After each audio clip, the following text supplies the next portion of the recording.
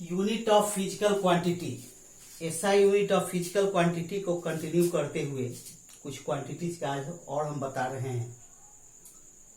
इसमें next quantity है energy.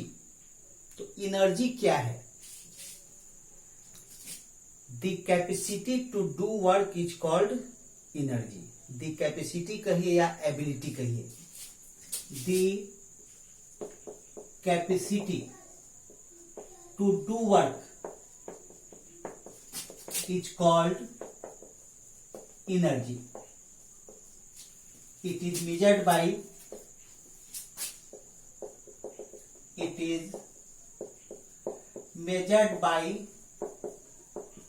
the work done.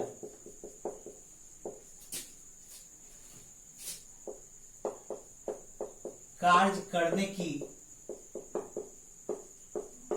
क्षमता को ऊर्जा कहते हैं। इसकी माप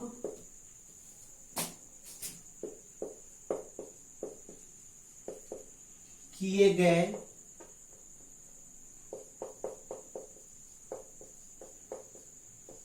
कार्य से होती है।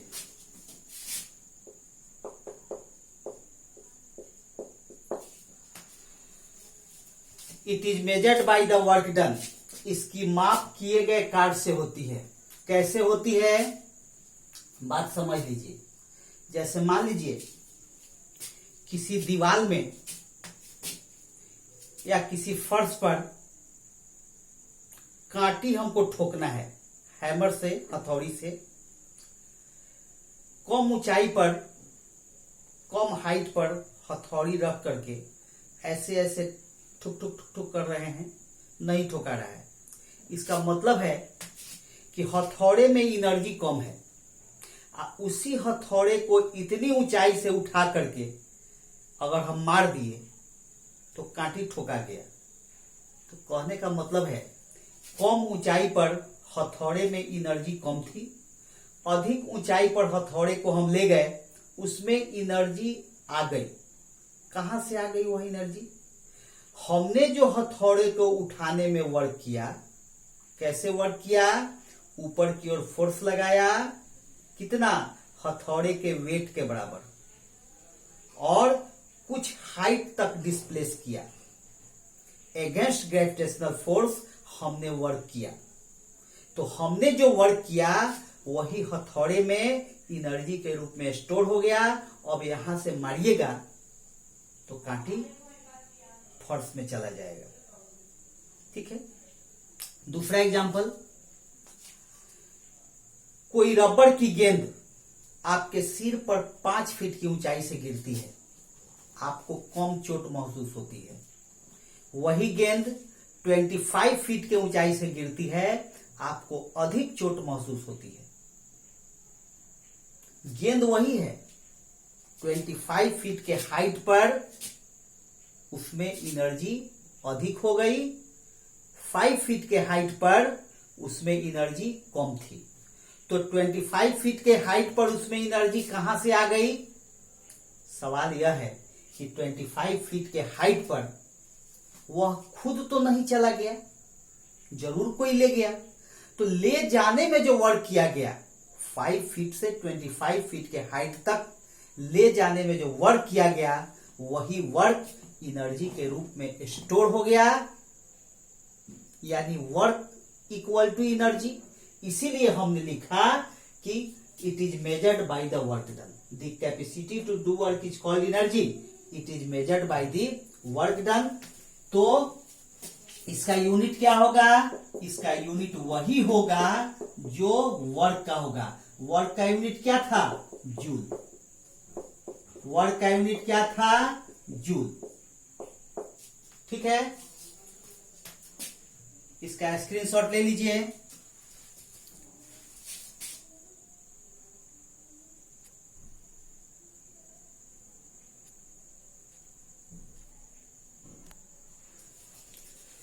चलिए नेक्स्ट है पावर। नेक्स्ट है पावर। तो पावर क्या है यह जान लीजिए।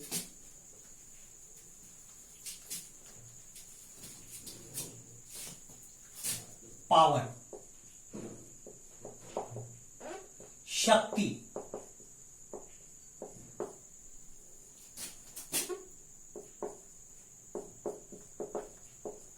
the time rate of doing work is called power, is called power।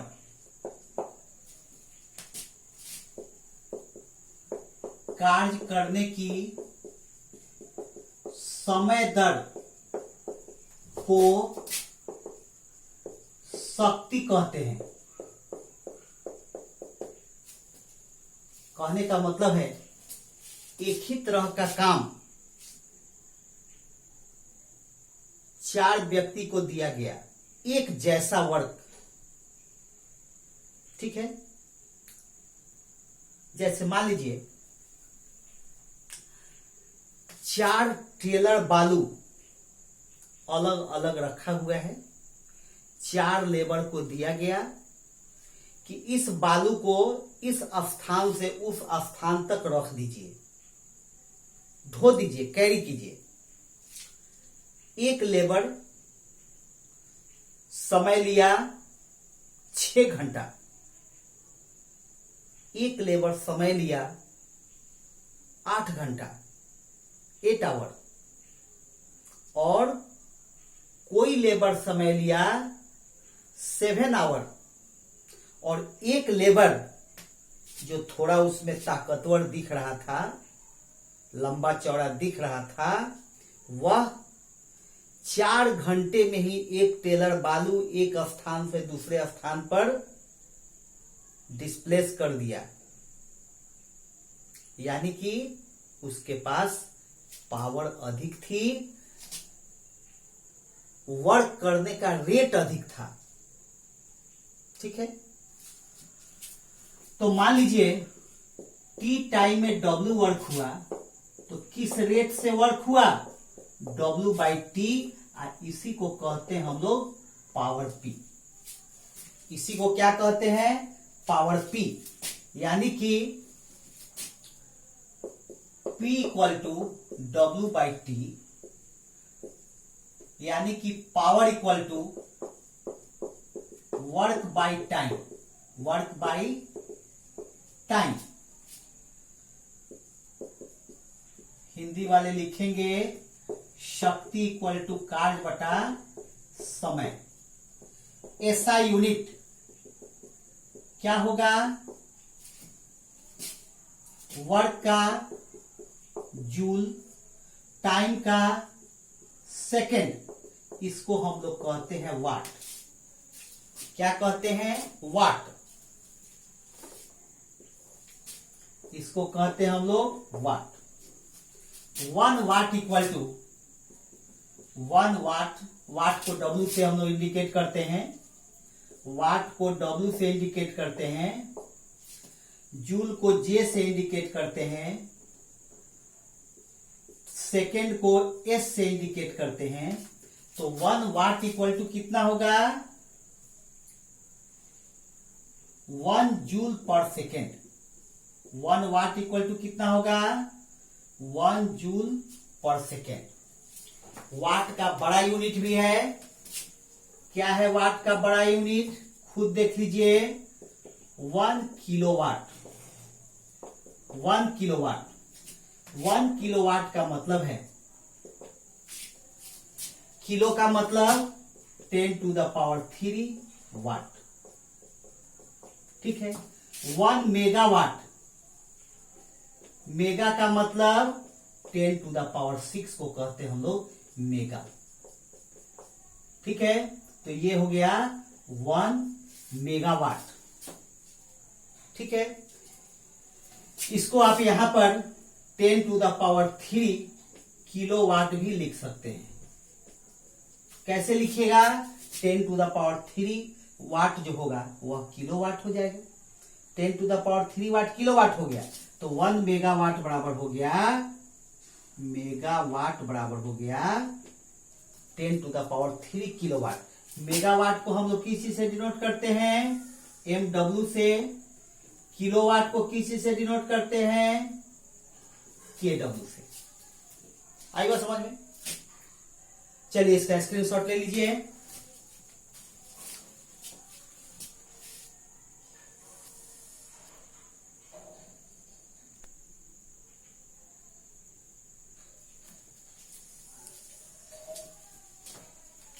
Power के बाद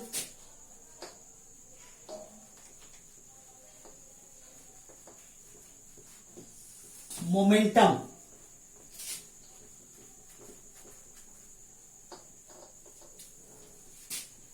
पावर के बाद मोमेंटम। मोमेंटम क्या है?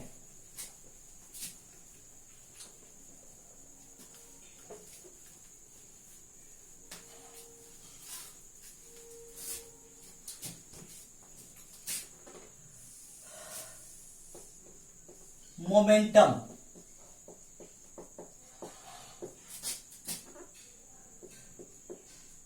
संवेग। मोमेंटम क्या है? पहले इस बात को समझ लीजिए कि मोमेंटम हम लोग किसको कहेंगे।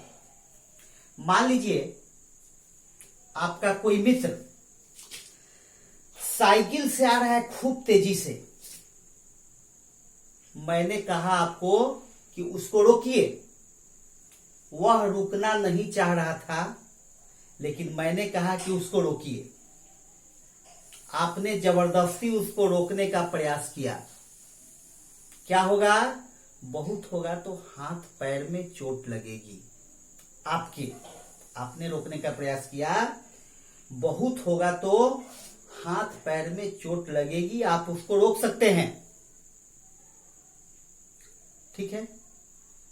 लेकिन जिस स्पीड से वह साइकिल से आ रहा था, उसी स्पीड से अगर ट्रक से आ रहा हो, स्पीड सेम है, उसी स्पीड से वह ट्रक से आ रहा है। अब हमने कहा कि अब रोको। क्या आप रोक पाएंगे? नहीं रोक पाएंगे। क्यों?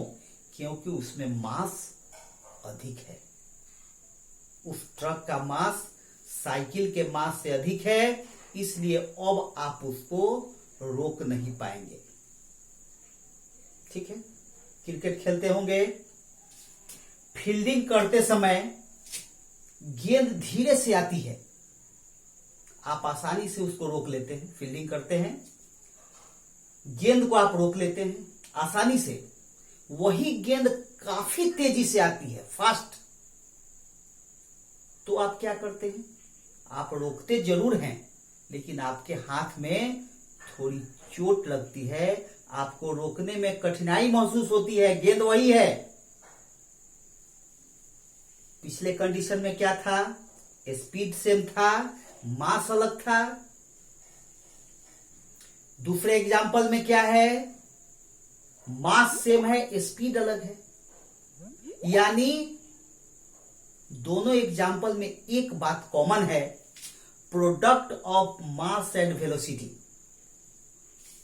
दोनों एग्जाम्पल में एक बात कॉमन है, product of mass and velocity.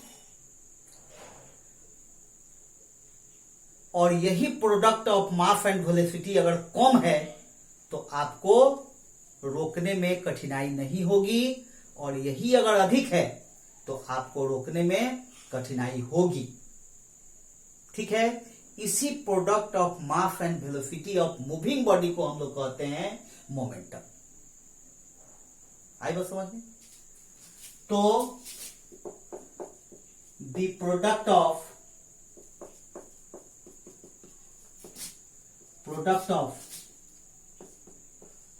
mass and velocity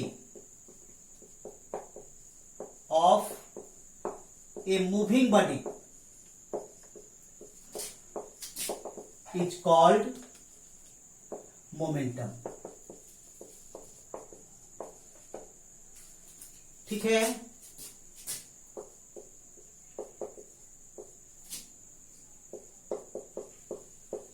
किसी गतिशील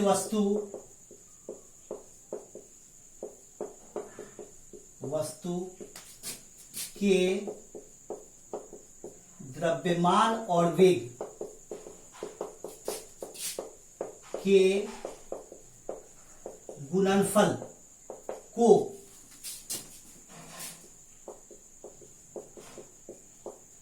उस वस्तु का संवेग कहते हैं। ठीक है, it is denoted by P. P से सूचित करते हैं, इसे पी से सूचित किया जाता है। ठीक है, तो क्या होगा, P equal to mass into velocity, यानी कि momentum equal to mass into velocity. Hindi वाले लिखेंगे द्रव्यमान गुना वेग। ठीक है, ऐसा यूनिट क्या होगा, ऐसा यूनिट होगा केजी, वेलोसिटी का क्या होगा, मीटर पर सेकेंड। मास का हो गया किलोग्राम, वेलोसिटी का हो गया मीटर पर सेकेंड। ठीक है,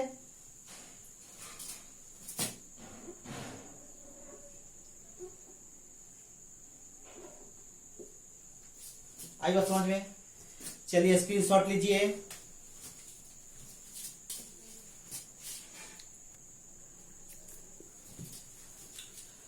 मोमेंटम के बाद में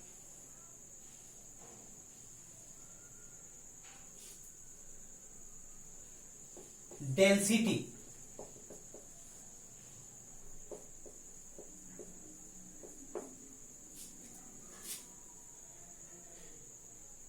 कितना नंबर हो गया, 12।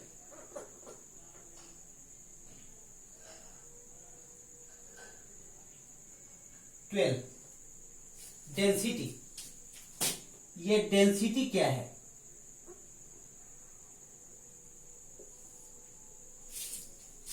पहले डिफाइन कर लीजिए फिर समझिएगा। The mass per unit volume is called density.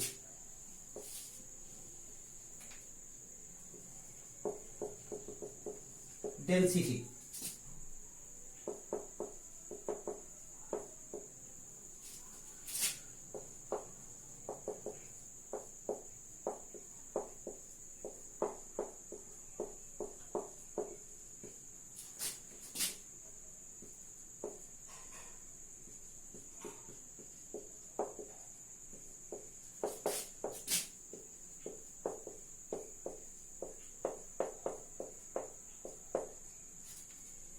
अब ध्यान दीजिए,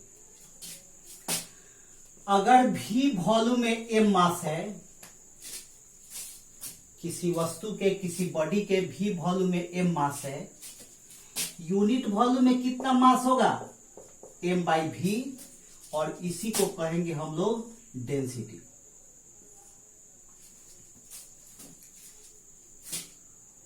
अगर वॉल्यूम, दो बॉडी का वॉल्यूम इक्वल है, जिसका मास अधिक होगा उसका डेंसिटी अधिक होगा। ठीक है, अगर दो बॉडी का मास इक्वल है, जिसका वॉल्यूम कम होगा उसका डेंसिटी अधिक होगा। क्योंकि मास इक्वल है, डेंसिटी कम होगा तो रेशियो अधिक होगा, डेंसिटी अधिक होगा। ठीक है, जैसे ये एक आयरन का बॉल है, ये गेंद है आयरन का, 5 kg। ठीक है, आयरन का बॉल है ये एक बॉल है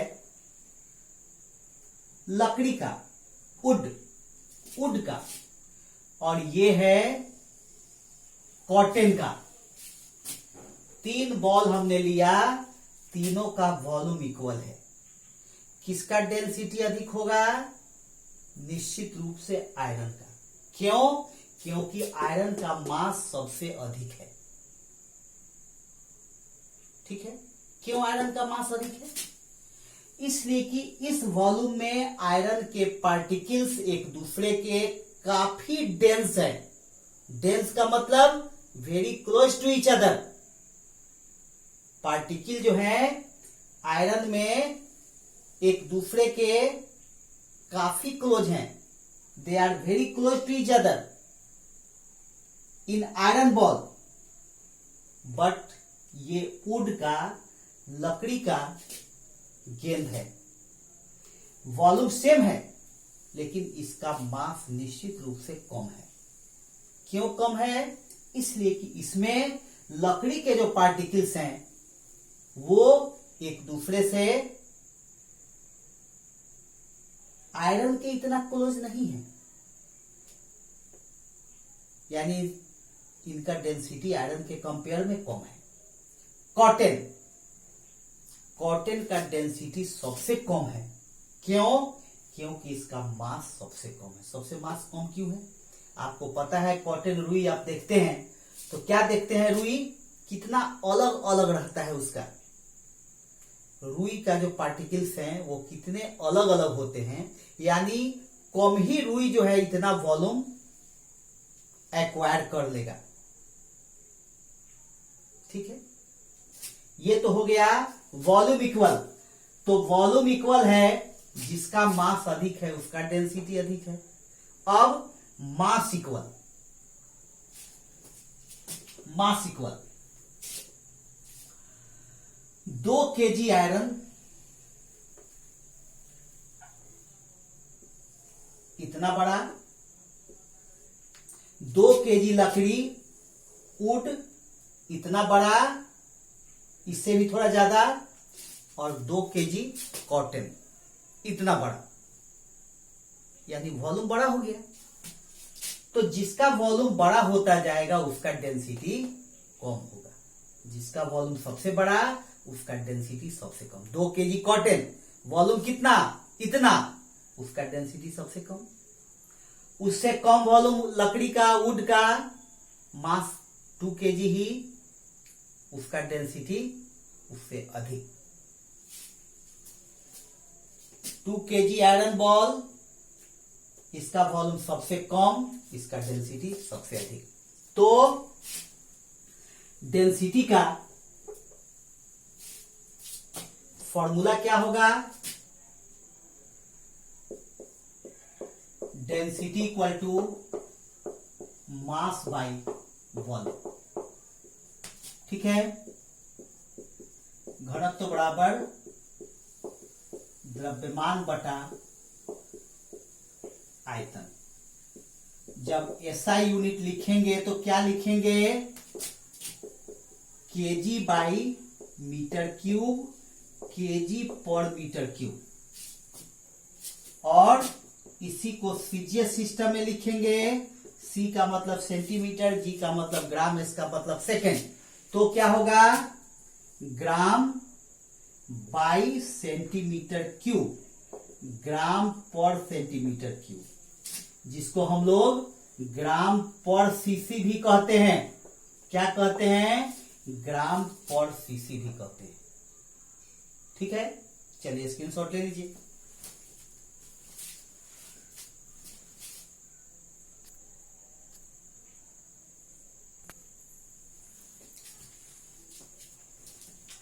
प्रेशर,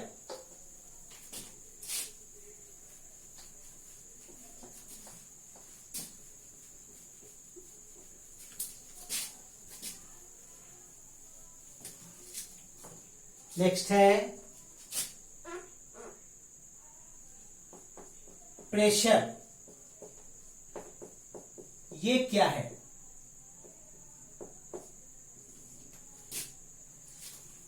प्रेशर क्या है? पहले डिफिनेशन लिखिए, the force per unit area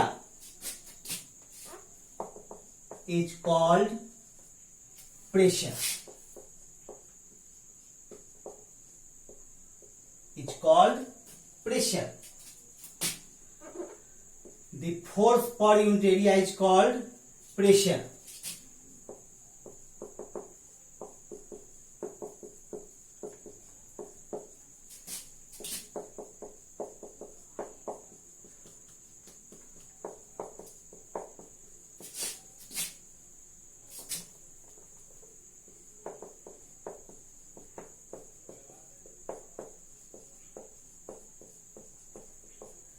ठीक है, force per unit area is called pressure. A area पर एफ फोर्स लगा, यूनिट एरिया पर कितना फोर्स लगेगा, F by A, that is called pressure P. A area पर एफ फोर्स लगा, unit area पर कितना फोर्स लगेगा, F by A, that is called pressure. क्या मतलब हुआ सो देखिए।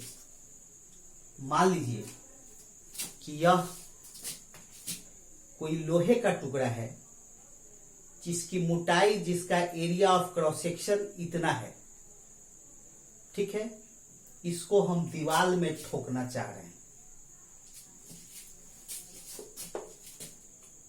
जितना फोर्स अप्लाई कर सकते थे उतना फोर्स हम अप्लाई किए, इसको ठोके, यह नहीं ठुकाया,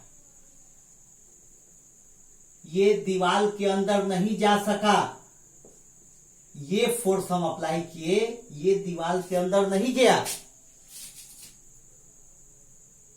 ठीक है। अब क्या किए,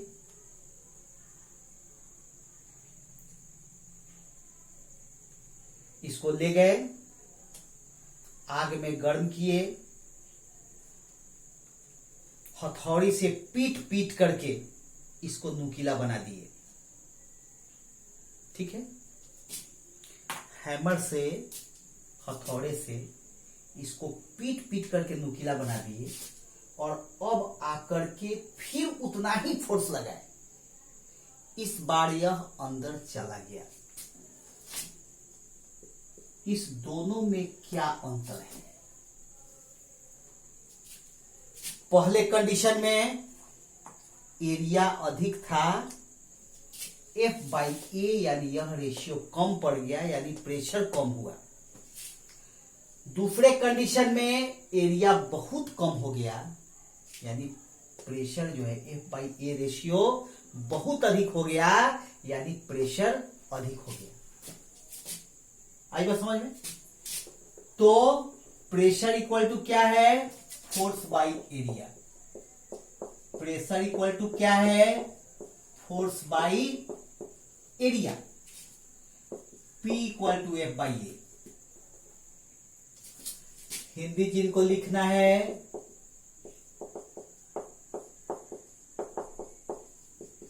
ठीक है। एसआई यूनिट क्या होगा, एसआई यूनिट होगा फोर्स का newton by metre square, newton पर मीटर स्क्वायर। और इसी को हम लोग क्या कहते हैं, इसको कहते हैं पास्कल। न्यूटन पर मीटर स्क्वायर को क्या कहते हैं हम लोग, पास्कल। सीजीएस यूनिट क्या होगा, dyne by centimetre square, dyne पर सेंटीमीटर स्क्वायर, ठीक है। ये हो गया प्रेशर का यूनिट। चलिए इसको स्क्रीनशॉट ले लीजिए।